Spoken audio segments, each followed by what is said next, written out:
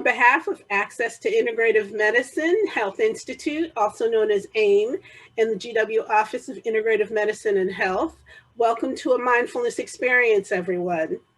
AIM is a nonprofit organization with a mission to provide vulnerable and low-income communities with access to whole person health and wellness. GW's Office of Integrative Medicine and Health provides professional development, education, and community outreach to improve health and wellness. Today's facilitators are integrative nurse practitioner and educator Kimberly Cabe and Dr. Eileen Yager, a pediatrician, clinical professor of pediatrics at the University of Colorado School of Medicine, and a mind-body practitioner. Once again, to remind everybody, neither Misha or Lee are on the call, so Kimberly will answer questions pertaining to her wellness talk, which is going to be about camping, forest bathing, and your immune system, I'm assuming, right, Kimberly? Close enough, sure. Those things are definitely in there. Okay, all right, so I'll turn everything over to Kimberly. Okay, thank you so much for having me again. Today I wanted to talk about how stress and the immune system are directly tied to one another and fun ways that we can boost our immune system by reducing the burden of chronic stress that we seem to carry in modern life and as citizens of the modern world in general. So the immune system and our stress hormones live in opposition of one another, and they sort of work in opposition of one another.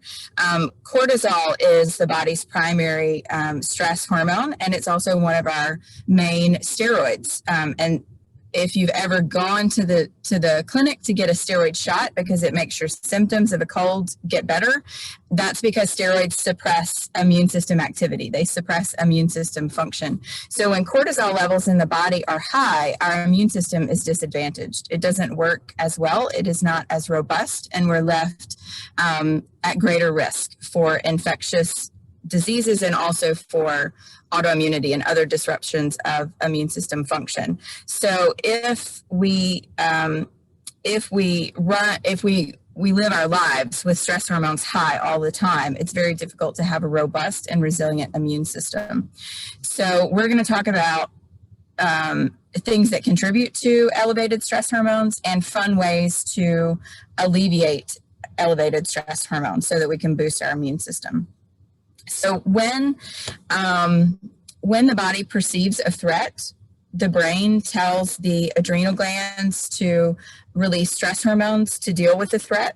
And one of those hormones is cortisol. And under normal circumstances, when cortisol levels rise in the brain shuts off that system so that the system is well regulated and we don't run with high stress hormone levels all the time. Unfortunately, we don't live the kind of lifestyle that sees just one threat a month or one threat a week. We typically perceive multiple threats every day. And threats could be anything from financial issues, relationship issues, seeing something distressful on the news, living through an election cycle, anything that either threatens your body or your mind or that you feel like is a threat. It doesn't even have to be a threat. It might just be that you feel like something is a threat. And sometimes memories of things that were stressful in the past can trigger stress hormone elevation. So I have a feeling that in a couple of years, when we hear the word COVID-19, some of us will have some elevations in stress hormones, just as we relive flashbacks of the way our lives were disrupted through COVID-19 in the beginning. So under normal circumstances, if we lived a well-balanced life, we would have a threat, we would have elevated stress hormones, and then those hormone levels would return to normal, and there would be no disruption to the rest of our bodily systems.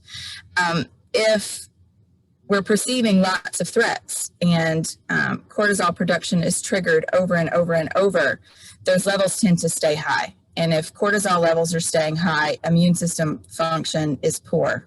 Our immunity is not very robust. And when cortisol levels stay high, it disrupts our circadian rhythm. So our ability to make melatonin and our ability to sleep at night. And missing sleep at night is another stressor. The more sleep deprivation you incur, the higher your stress hormone levels go. Melatonin itself, which is the sleep hormone, is also an immune regulator and an anti-inflammatory. So melatonin plays a big role in regulating some of our immune system functions and in preventing autoimmunity and responding to viruses and bacterial invaders, and also in cleaning up the damage done by daily life. So it's an antioxidant. It helps clean up damage inside of our cells every day. So normally when the sun goes down at night, our pineal gland recognizes the lack of light and starts to produce melatonin. And as melatonin levels rise, cortisol levels fall, and we sleep. Have you ever wondered why your child always spikes a fever in the middle of the night? Or you always wake up sick in the middle of the night as opposed to suddenly spiking a fever in the middle of the day? That's because fever is an immune response. And immune responses are most robust when cortisol levels are low. So we spike fevers in the middle of the night because cortisol levels have fallen to a point where our immune system can respond more robustly. So if cortisol levels aren't falling at night, you don't get the benefit of immune system function in the middle of the night. You also don't get the benefit of melatonin production. And then you continue this cycle of elevated stress hormones and poor immunity. It's really hard to see my mouse in the sunshine.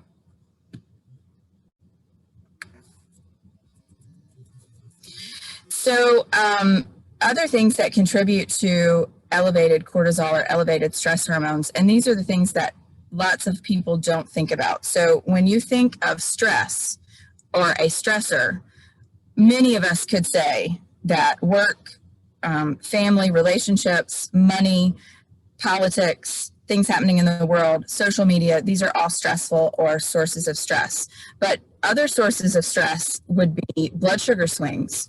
If you're eating foods that spike your blood sugar and then later your blood sugar has to fall, cortisol and stress hormones have to get involved in that blood sugar regulation. So a diet that drives blood sugar swings is stressful and drives abnormal levels of stress hormones.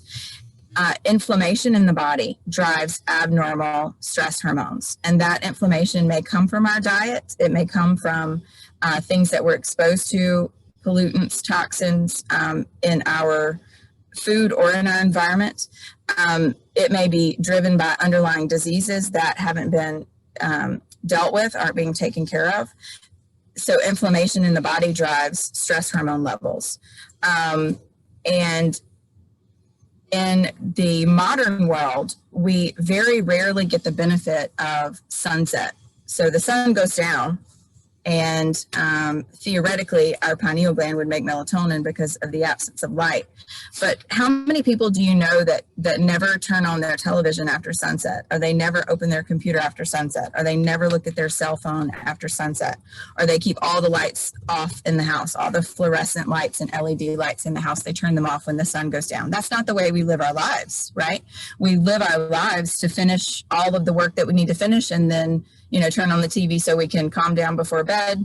And all of those light sources tell our body that it's daytime and that we need to keep making cortisol and we don't need to make melatonin in order to sleep. So just exposure to light, blue light specifically after sunset, is a source of stress hormones and not one that you would consider to be a stressor. Many people find watching TV at night to wind down and relax is stress relieving. But to our bodies, from a physiological standpoint, that actually drives up our stress hormones. So many things contribute to stress signaling and elevated stress hormones. And we know that if stress hormones are high, our immune system is not functioning at 100%, and we are vulnerable and we're not resilient. So we have an increased risk of infectious illnesses. We also have an increased risk of inflammatory diseases and chronic illnesses. Our bodies age much faster when stress hormone levels are high all the time. We don't recover as well, and we're also at risk for autoimmune disease. And the older we get, the higher our risk for autoimmune disease goes as well. So all of that to say, it's very important that we break that cycle as often as we can in as many different ways as we can. And the information that I wanted to present today was fun ways to get out of that cycle, because I think that we're all feeling pretty stressed out about things that are happening in the world, and we're all feeling stressed about not being able to socialize the way we used to and enjoy our lives the way that we used to. We're feeling very oppressed in general. And we want something fun and interesting and exciting to do. And if we can do things on a daily basis that lower stress hormones that excite us, we're more likely to do them on a daily basis. When you're excited about doing something and you find it interesting and appealing, you'll do it. If you're not excited about it, you won't do it. Have you ever tried to put a child on a diet and tell them that they're on a diet and expect them to be excited about being on a diet? No, they're not going to be. But if you present to them all these new wonderful things that we're going to eat and don't call it a diet, their perception might be a little bit different. So, as Jeanette said, one of the things that is incredibly important to boosting the immune system and breaking stress hormone, chronic stress, and this stress hormone cycle is getting out into the natural world. There's many benefits outside that we don't have inside. And one of those benefits is the earth itself. So the earth itself has an electrical charge and has electrons. And if you walk outside barefoot or you touch the earth with nothing between your skin and the earth, you pick up those electrons. And studies have shown that, and this is called earthing or grounding, studies have shown that grounding reduces cortisol levels and boosts immune globulin levels and boosts white blood cell activity. So just spending a few minutes outside barefoot or sitting on the ground and touching the ground with your hands reduces stress hormone levels and improves your immune system function.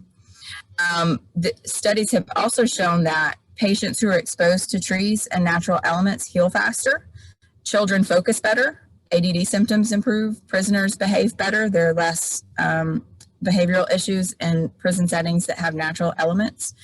And that's because exposure to the natural world improves feelings of perceived stress.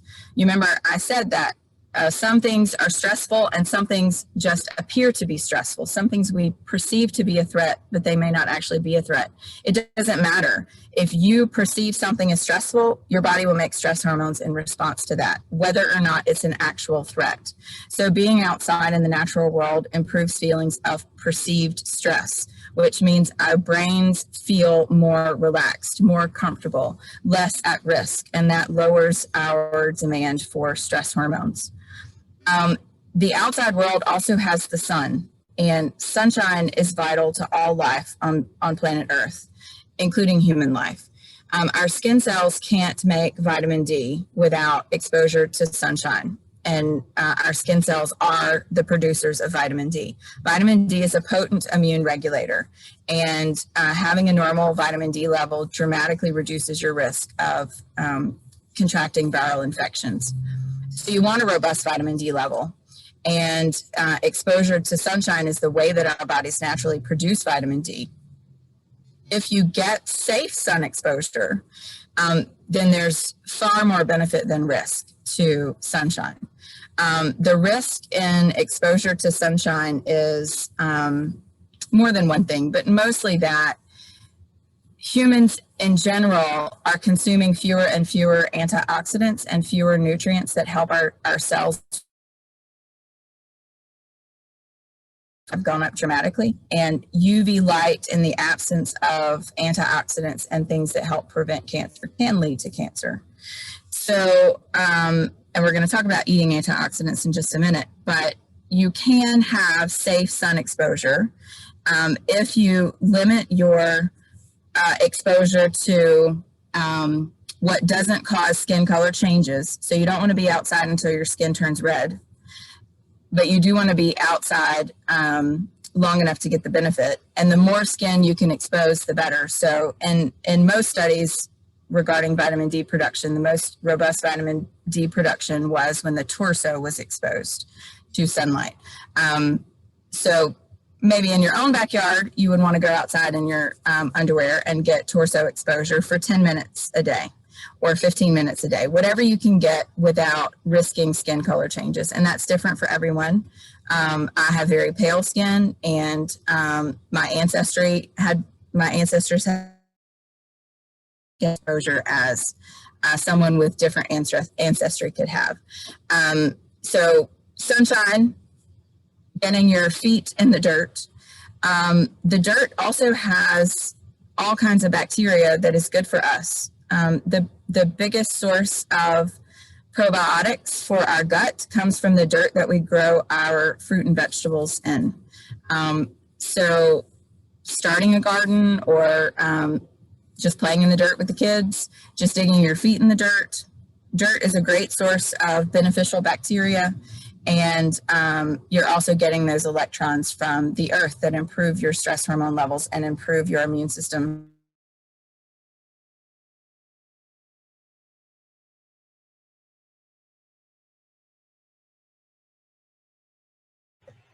It looks like we have temporarily lost Kimberly.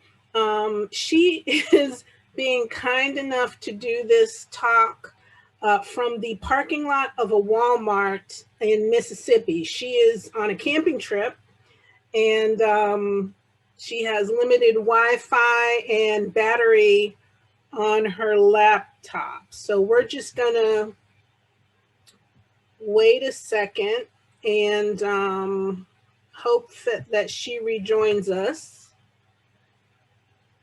In the meantime, did everybody see the article I just posted in the chat? It's an article from the Scientific American on how hospital gardens help patients heal. Hospital gardens turn out to have medical benefits. It's now become not unusual for hospitals to have what they call healing gardens. Eileen, do you know anything about healing gardens? Not too much, but I know that Children's Hospital at University of Colorado has one. And they use it not just, well, I don't think they grow any herbs and things that they use in the hospital, but they have paths and benches, and it's not a very big area, but they've made it into little alcoves where people can come and sit in the sun while they're waiting to go in, to see the doctor, or afterwards. And I'm quite sure some folks are doing what Kimberly suggested, touching the earth, taking their shoes off, just being in nature is helpful. Well, right now, everything is so strange, like in a hospital, you have to, when you come in, you get your temperature taken and you have to fill out a questionnaire about symptoms and stuff. So I think people would probably be reluctant to go in the garden and take their shoes off and have dirty feet. I don't know. But no, well, nature, hopefully they can stop on their way out. Yeah, nature is wonderful. It is. Even if you can't be out in a, in a green place. I live in a condo, and there is a big garden behind the condo, but sometimes I go out on my terrace, which overlooks it, but it's not in the grass, and just being able to look at the leaves and the squirrels, and that, it's really very calming. And there have been studies that showed with the forest bathing that people who, I think in Japan, the studies were done, people who went out and spent time in nature, even if they weren't doing any meditation, or if they were just walking or sitting, that they had less stress. I don't know the details of the studies of what it was that they were looking at, but people certainly reported that they had less stress. So I was thinking about what you're saying, taking your feet off, taking your shoes off and getting dirty, and that's not going to happen today. But when I was growing up in the 40s and 50s, we didn't wear shoes in the South, and I haven't seen that anywhere since then. But we went whole summers without shoes. my parents had a house in the country. We lived in New York City when I was growing up. They had a house in the country, and we were barefoot most of the time out there. But then my mother made sure that when we were ready to come back in, Yes. we'd sit down on the porch and we'd have to wipe all the dirt off. And, you know, she didn't want that tracked into the house. There was even a contest at I remember now at my elementary school that it was boys pretty much, and whoever went longest without wearing shoes, like, you know, into the fall and the winter got the prize for the year. Oh, that's funny. So the next thing I'm going to post in the chat is the lecture that Dr. Emerin Mayer gave at our Sung Symposium in 2019. Dr. Mayer is basically one of the world's leading authorities on the brain-gut microbiome connection. And his whole entire presentation was very focused on how climate change is changing the microbiota in the soil. And that is not a good thing, folks. So he's a great speaker, and I will make sure to post that lecture in the chat, and I'll also include it in the email I send you guys after this. Oh, thank you. You're welcome. I knew him I was at UCLA for 26 years and in the pediatrics department, and I knew him. He was a nutrition person. Yeah. Yeah.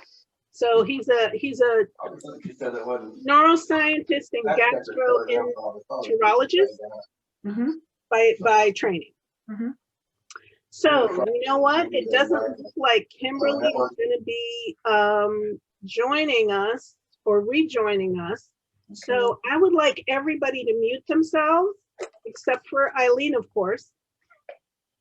And so we can. Why don't you stand up and wiggle or stretch or something? Yeah, get up and there's stretch. Normally a little break in between. Yeah. Okay. Don't leave, but just stand around, you know, right around and get the blood flowing. Okay. You know, shake it, do a little dance. Okay. You can come back to your seats now if you'd like. I see somebody's hugging an animal. That's a very good stress reducer too. When I grew up in New York City, our landlord didn't allow any cats or dogs. So we never had furry pets. We had birds and fish and turtles. You can't bond with them the same way. And my daughter has 2 big golden doodles, which are very friendly and lovely. And I'm sort of sorry I didn't have one when I was growing up. But if you have a pet, touch them a lot. Okay. Well, I am happy to be back. I was here, I think it was about a month ago, and I taught you 4 different stress reduction techniques, which I hope some of you have done some of. There were very different kinds of things because, you know, the expression different strokes for different folks. What one person loves, somebody else may really despise.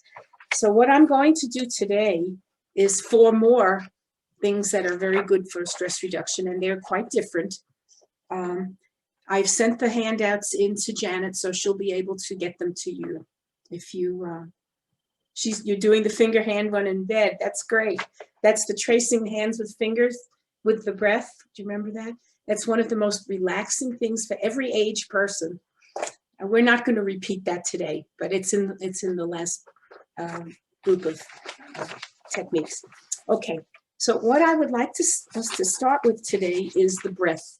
Breath is all around the world. People have realized when you are in pain, when you're angry, when you're frightened, when you're confused, nervous, anxious, your breath will get shallow and more rapid. And people all around the world have also noticed if you take control of your breath and voluntarily slow it down by a whole host of different techniques, within as little as 2 minutes, your body relaxes and your mind relaxes. So breath control, I run a clinic for kids with chronic pain, and I teach them all several breath techniques. So what we're going to do today is the one that's done naturally by infants and babies, which is abdominal or diaphragmatic breathing. You're all familiar with it, but we're going to do it in a regular way. So this can be done sitting or standing or lying down. I assume that most of you are sitting, but it really doesn't matter. It's hardest to do when you're standing up, but it can be done. And what we do is this. You inhale slowly. Let me explain it first, then we'll do it. You inhale slowly, and as you inhale, you expand and push your abdomen out. What I tell a lot of the younger children is if they have a rubber ducky or a stuffed animal, they can do this half reclining or lying down, put the animal on their tummy and make it move up and down with the breath. So if you have one, you can do it too. Okay, so you inhale, expand and push your abdomen out. Then without pausing, you exhale, drop your shoulders and pull your abdomen in. Allow it to contract. It may contract by itself, but if not, then you actually have to pull it in. And your breath may naturally slow down when you do this. So it doesn't really matter how fast you do it, but try to have the count fairly even when you're inhaling and when you're exhaling. And then if you want to wait in between breaths, that's okay. But the actual count, many people do it to a count of, let's say, 4, into the count of 4, out to the count of 4. You breathe through your nose, unless your nose is all stuffed, and don't hold your breath. Okay, so just for the first time, let's blow out the stale air through our mouths, but the whole rest of the practice is going to be through the nose. And what I'm going to do is, let me set my alarm on my phone for 2 minutes, so I won't have to look at the watch. It'll just go off. Okay. All right, so we're first going to blow out the stale air through the mouth, and then through the nose, we'll be inhaling slowly, but an even count, pushing your stomach out, and then without waiting, exhale slowly, pull your stomach in, and drop your shoulders. The dropping the shoulders is a very important part of relaxing. Okay, so get ready. Let's go. And just do it at your own rate. I'll tell you when the 2 minutes are up. And you only have to blow out through your mouth just the first time.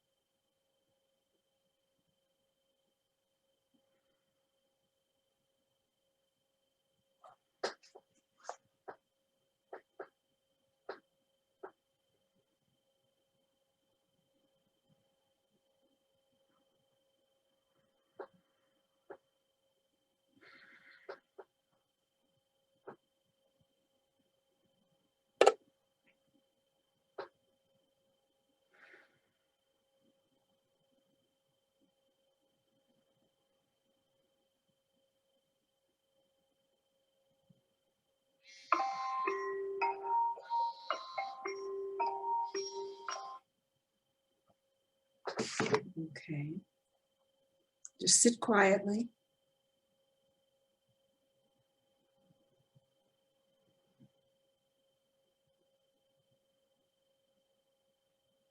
Okay, now become aware of yourself sitting in the chair or bed or floor.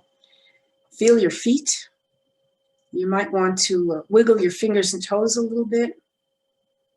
Take a big breath, and as you breathe out, become fully aware and alert right here, right now. Okay. Now, in general, anytime that you do whether it's a breathing practice or any other kind of practice or meditation, when you finish, it's a very good idea to sit quietly for at least a minute. You shouldn't just leap up and run and do your next thing. It's very jarring because you have activated your parasympathetic system, which is the relaxing part of your nervous system. And if you jump up right away, unless there's an emergency, it can really make you very jangled and anxious again. So sit quietly. If anybody would like to share about what that felt like, how does it feel? That was 2 minutes. Did it feel like 2 minutes? Longer? Shorter? Do you feel any different now than you did before? You can just, I guess, unmute yourself and talk. I don't know how Janet usually runs this. Well, 2 minutes, I didn't realize how long 2 minutes are, because I normally go to bed like that breathing, and I think it takes me 5 minutes. Apparently, I would fall asleep on the second one. Yeah. Yeah. Well, your perception of time varies, partly depending on how tired you are and also what's going on. That is, if you're frightened and nervous, it's not going to be the same as if you're lying in bed, relaxed, ready to go to sleep. But there's also some evidence that subjectively, as people get older, the perception of time, it's like it appears to go much faster. If you think back when you were a child in the summer, when you had vacation from school, the days would last forever. It was wonderful. Now, I mean, I'm at a place where each day is very full, but then at the end, when I'm getting ready for bed and I have my dental floss and I say, I just did this, where did the day go? You know? So I think it's a general perception for many people that time seems to go faster the older you get. But in any case, if you're enjoying what you're doing, the time may appear to last longer. Remember, Albert Einstein said, when you're talking to a pretty girl, the 2 minutes seems like an hour. And when you're sitting on a hot stove, an hour, 2 minutes seems like an hour. No, I'm sorry, I said it backwards. When you're talking to a pretty girl, an hour seems like 2 minutes. And if you're sitting on a hot stove, 2 minutes seems like an hour. So time is not an absolute. It's relative. Anyway, so I would suggest if you like this practice and you want to do it, yes, you can do it with an animal, a live cat, for example, stretched across your tummy, or a stuffed animal, or just plain. But I would say do it for about 2 minutes. You don't have to set a timer, but just, if you do 3 breaths, it's not going to give you the relaxation. And you can do it, of course, as long as you'd like, even if you fall asleep. Because if you fall asleep, then it means you needed the nap. Okay, anybody else want to share before we go on? Okay. The next thing I'd like to show you, I'm going to take my glasses off. This was taught to me many years ago by Dr. David Eisenberg, who's a very good friend. He was the first American medical student to study in China. And he studied with Chinese healers when he was a student, and he's a little younger than I am. The healer who taught him this actually was blind. It doesn't matter. The blind has nothing to do with it. But this is a very simple way to relieve headaches by just using your hands. It takes about 2 minutes, and it's a wonderful technique, which you can't use when you're driving because you need your hands for that. But any other time you can do it. If you're having a headache at the time that you are doing it, your muscles may be a little tender. And we do ask you to push hard when you're pressing on the areas that will go over with you. If you're not having a headache, then it won't hurt. But even if you are, once you stop the pressure, when you relax and take your hands away, that's when the scalp muscles relax, and that's when the headache diminishes. And it's amazing how efficient it is at doing that. I remember one lady who was the parent of a child I was teaching this to. When they came back for their follow-up visit, the mother said that it had taken away her headache instantly while we were doing it in the office. And she loved it so much that she practiced it and told it to all of her friends. So it was like a ripple effect of people learning how to do this. Okay, all you need are your hands. So take your index finger and third finger on both hands and put them at the bridge of your nose, right? What we're going to do is follow your eyebrows, pressing pretty hard, slowly. And then when you get to your temples, you're going to flip up like wings. There happens to be, in this temporalis muscle over here, there's a trigger point that many people have that gives them muscle spasm. And so even if you're not having a headache, when you touch over here, it may be a little tender. Okay, we're going to do this 3 times slowly. Start over here, go right over your eyebrow hair. Push pretty hard. And when you get to your temples, flip up like wings.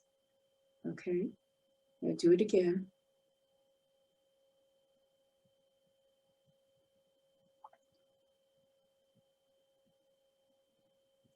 Flip up. A total of 3 times. And when you're done, put your hands in your lap and just sit quietly.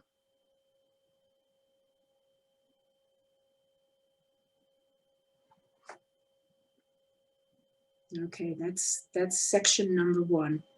May or may not feel different. The truth is, it doesn't matter. It's at the end of the practice that you hope that your head feels better if you're having a headache. Okay, the second part, you start at the same place, right at the bridge of your nose at the eyebrow level. And what we're going to do is vertically press hard across your frontalis muscle into your scalp, into the hair, up to the center of your head. And you push pretty hard. And we do that 3 times. So here you're crossing the frontalis muscle. And when you take your hands away, that helps it relax. Okay, into the top of your head 3 times.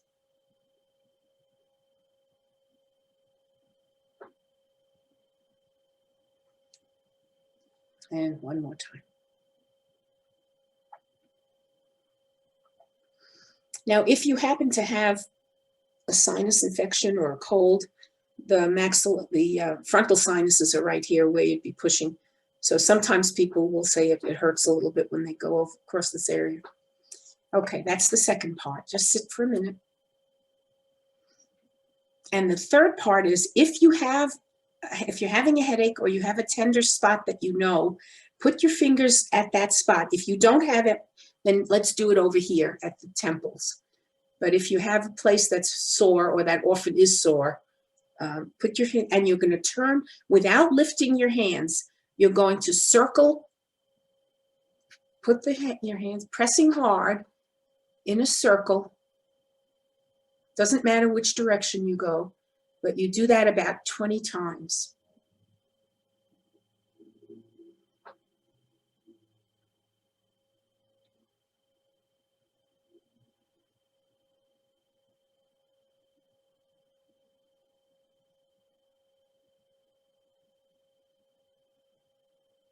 And when you're done, put your hands in your lap and just sit quietly.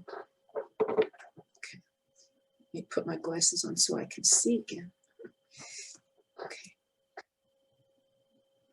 Okay, now tune in to how your head and scalp feel and your neck. They may feel different, they may not. And the truth is, it doesn't matter. But if you do any of these practices when you're feeling good, then when you need them for a problem, you get into the relaxed place faster. And many people tell me they get tension headaches when they're stressed. This week has been a particularly bad one, and it's not even over yet. But this is a practice you can do as often as you want to. There's no side effects. And as I said, you can't do it when you're driving, but any other time, if you finish it and it feels a little teeny bit better, you can just do it again. Do it again. All right. Would anybody like to share how that felt? No pressure. I never call on anybody. I have a question. Yes. Does the technique have any preventive effects? I mean, just, you know, if you don't really have headaches or anything. No, it won't prevent you from having future headaches, but what it does do is to relax the scalp muscles. And so I guess you could say, maybe I would have had a headache and I didn't get one, but there's no way to know that. But it does relax your muscles. And But so it does yeah. If you're having a headache when you do it, then it often relieves the pain. Oh, I see. Whether it will actually prevent another one, I don't know. But relaxing your muscles is a way to prevent them from getting spazzed. And, you know, you get sensitive to what the band feels like when you have a tension headache. As soon as you feel that coming on, if you're able to just do this, it works instantly. All right, thank you. Yeah. I want to say that I've rubbed my temples before without knowing what I was doing, and it always feels much better. Just rubbing your temples. Uh-huh. Yes, well, that's exercise. That's often because, well, the scalp muscles are big muscles. And I'm sorry. They very easily get tight, and that's what gives you a headache. Yes. But as I mentioned, there's this point right over here. If you feel around in your temple, you may find a little spot that's maybe the size of a fingertip that's tender compared to what's right around it. Yes. And so that's like a very sensitive spot. If you massage that, even if it's not hurting, it will relax. And if it is hurting, then it'll relax. Yes, I agree. Thank you. Head massage is one of the most relaxing. If any of you get massages, either by a relative, a friend, or professionally, head massages are fabulous. They really, if you had to pick one part of the body, no, I think there's two parts of the body. If you had to pick, if somebody was tense, one of them would be your head and neck, and the second part would be your feet from the ankles down. Most relaxing. One of the problems with COVID is I was getting a massage every 2 weeks, and I'm in the high risk group, and I won't let her come in because she's got clients and patients all week long. Who knows what exposure there'd be? So my husband does my feet. He's very kind. I do my head myself. Is this taught to migraine sufferers? It's taught to anybody. It's useful for anybody. There are no side effects, no harmful side effects. Migraine headaches may not have a major component on the scalp. Sometimes they do. Migraine headaches are intracranial. But if you have an intracranial headache and you massage this and it makes it feel relaxed and good, it may help the migraine. No guarantee, but it may. If I can go back with something you just said, I have an appointment with Dr. Kogan next week in person, just a checkup. Mm-hmm. Should I be afraid of going into GW? No, wear a mask. Well, of course. And, keep away from other people. You either take some hand sanitizer with you or wash your hands, right away. No, you don't have to be afraid. You just have to be careful. Oh, I'm always careful. I try to always be careful. Yeah, and the practitioners are being extremely careful. They're disinfecting everything in an office in between uses.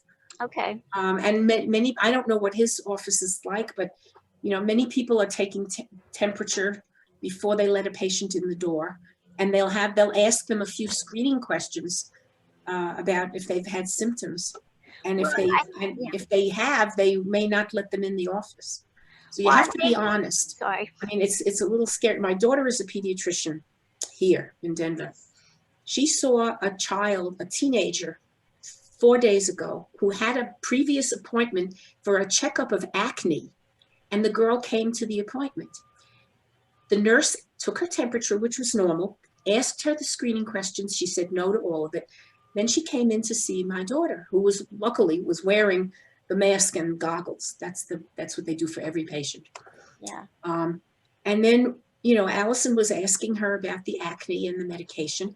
And the girl said, you know, by the way, I've had a little cough and I haven't been feeling so good the last Oh my few days. Oh no. So she ran out, put on a gown and a head face shield, swabbed the kid's nose. It was positive. Oh my It was word. positive the next day. So See, here that is kind of stuff is frightening. well, you can't control it. Most people, I think, would not be stupid like that. I mean, this was a teenage girl who probably didn't understand. But you have to be the cautious one. Absolutely. But don't be paranoid about it. If you need to go to the doctor, go. They will be, from their end, they'll be keeping things very clean. And from your end, wear a good mask, goggles. I don't know. If you have glasses, that's fine. If you have a face shield, you can wear that too. You don't That's have a good to. idea. Okay, You don't thank you. Thank you. Yeah. And I think it's very important just to, you know, wash your, if you go to the bathroom in the doctor's office, as you leave, wash your hands for happy birthday twice, you know, the 20 seconds. And then take a paper towel and open the door to the bathroom, not with your skin after you've washed your hands. Use a paper towel to open the door. Oh, I'm obsessive compulsive about all of it, so I'll be doing that anyway. But I just wondered, Yeah, no. you were talking about the foot therapy. I'm just, all of it's, you know, you just have to be very, very, very, very careful. Thank you. You have to be careful, but not crazy. Okay, thank you. Okay. All right, ready to go on? All right. Let's see, we have 12 minutes. Okay. This one is really nice. I like this, and I teach it to the kids. And this is good if you're stressed in any way. You can do it in bed if you need to, you know, need to relax to go to sleep. You can do it sitting, lying down on your back, not lying on your stomach. You can't really do this standing up. And you have to make sure you won't be disturbed for at least 5 minutes. If you have a cell phone, put it on vibrate and close your eyes. So what we're going to do with this is called progressive relaxation with breath. We're going to start with our feet, tighten and relax the muscles, and I will guide you through this as we breathe in and out. And when you finish, your body is really very relaxed and flopped. Okay, so sit down comfortably. Put your feet both of your feet on the floor, unless you're on a couch, or if you have an ottoman, you could lift your feet. Close your eyes. If that's not comfortable for you, then soften your glance and stare at something a few feet away from you, so your eyes are not running around, just staying in one spot.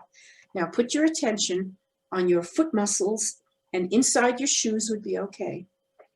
Tighten them as you breathe in to the count of 4. In, 2, 3, 4, and notice how that feels. And now breathe out to the count of 4 and relax your foot muscles and notice the difference. Out, 2, 3, 4. Now focus on your calves between the ankles and knees. Tighten your calf muscles as you breathe in to the count of 4. Notice how it feels. And exhale to the count of 4. Relax your calves and notice the difference. Now put your attention on your thighs. Tighten your thighs and breathe in, 2, 3, 4, and relax them out, 2, 3, 4. Your legs may feel heavy when they relax, that's fine. Now very gently tighten up your abdomen, your stomach muscles, in, 2, 3, 4, and out. Soften them up, 2, 3, 4. Now tighten up your butt muscles. The children usually start laughing at this one. Squeeze your buttocks, count to 4, in, 2, 3, 4, and relax, 2, 3, 4. Now your body from the waist down should be relaxed, or more relaxed than it was before. Okay, now we're moving on up. Tighten up your chest muscles. Breathe in, 2, 3, 4, and out. Relax them, 2, 3, 4. Make a fist with both hands and count to 4 as you squeeze tight. Now relax, 2, 3, 4. And mentally check out your fingers, the palms of your hands and the backs to make sure they're relaxed. Now we'll move up to the arms. Tighten up your arm muscles. In, 2, 3, 4, and out. Relax them, 2, 3, 4. Your arms may feel heavy when they relax. That's fine. Now tighten up your shoulders. It's a place where many people have tension. In, 2, 3, 4, and drop your shoulders. Out, 3, 4. Now tighten up your back, especially the muscles near your spine. 3, 4, and relax. 2, 3, 4. Sometimes your body wants to flop forwards or sideways. That's okay. Okay. Now scrunch up your face. 2, 3, 4, and relax your face. 2, 3, 4. And mentally check out around your mouth. If it wants to hang open, that's okay. The area around your eyes. Check your cheeks, your chin, and your forehead to make sure your face muscles are soft and relaxed. Now tighten up your scalp as if you're wearing a hat that was too tight. Breathe in, 2, 3, 4, and relax. 2, 3, 4. And finally, your neck. That's another place where many people carry tension. Tighten your neck. In, 2, 3, 4, and out. If your neck flops, that's okay. 3, 4. Now quickly put your attention on the top of your head and quickly scan your body from the top down to your toes. If there is a place that's not relaxed and comfortable, then quickly relax it and relax. Tighten it and relax it. So when you're done, your whole body should be relaxed and comfortable. And do that now. Spend a few seconds scanning your body.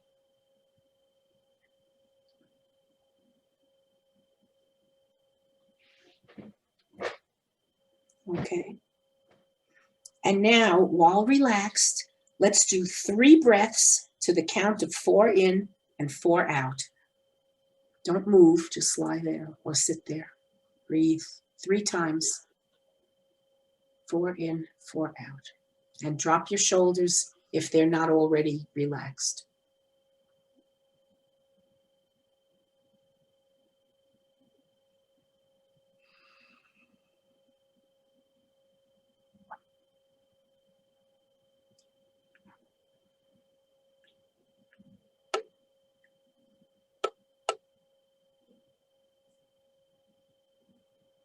Okay.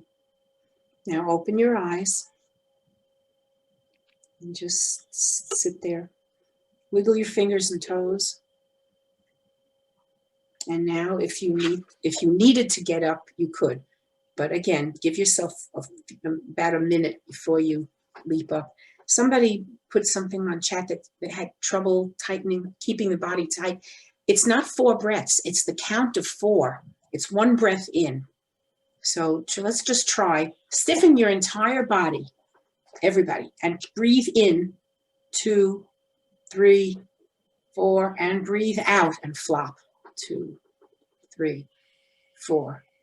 I think most people can do that. If you're counting too slowly and you're like getting short of breath, that might be a problem. You could try making your counts a little faster so that you can keep whatever muscle you're tightening for the count of 4. Okay. Anybody like to share?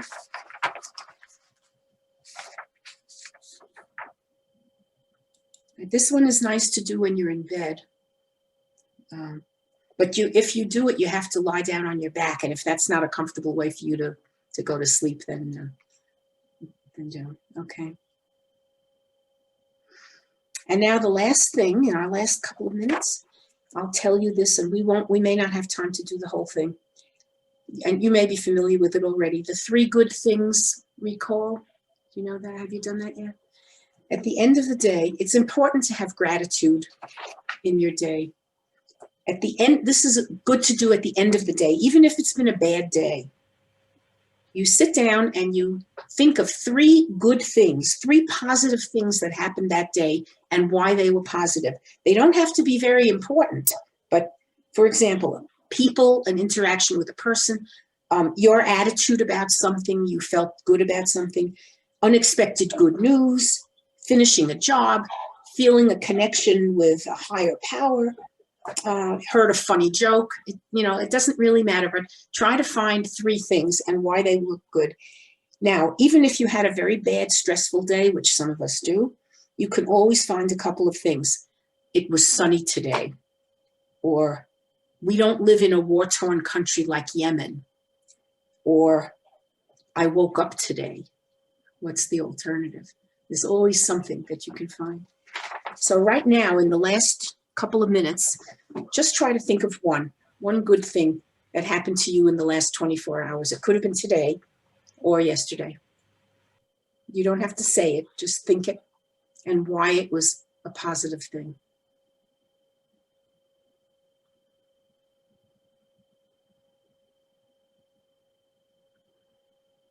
And try to smile if you can. There have been studies that show if you smile, even if you're not feeling that way, it relaxes you and changes your brain waves to a more relaxed pattern. So that is fake it till you make it. Isn't that the expression? Making smile, even if you're feeling crummy. Yeah, ha ha ha. Yeah. It does. Do you remember Whistle a Happy Tune from the That's King right. and I? That's right. The King and I. Yeah. Okay. Any last minute things? Because I see you're almost out of time. Okay, if you want the material, Janet has it available for you. Please try to do these things when you're feeling good. Then you get familiar with it, and then when something bad happens, you can just start it, and you really do get into that good place better. Okay. I have one thing I want to share about from the first presenter. The Washington Times has an article that came out recently called the R Walk. AWE. Yes. Yeah. Did you read that also? That was a very good article. It talked about walking, but noticing trees and nature and that kind of thing, and how impactful that has on the same subject that the first presenter was talking about. Thank you. Yes, I found that I think it was the Greater Good Science Center, which is it's at Berkeley, UC Berkeley. They have a wonderful group. If you're interested, it's free to just join up. The All Walk, yes. And it's also a mindfulness practice because you're paying attention as you're walking to anything that's nice in nature.